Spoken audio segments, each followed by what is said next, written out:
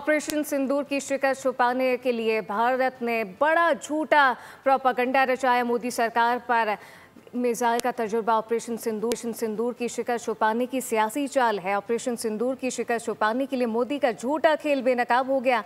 मोदी सरकार का मिसाइल का तजुर्बा ऑपरेशन सिंदूर की शिकस्त छुपाने की सियासी चाल है, जबकि मिसाइल नुमाइश से सियासी बहरान संभालने की कोशिश हुई।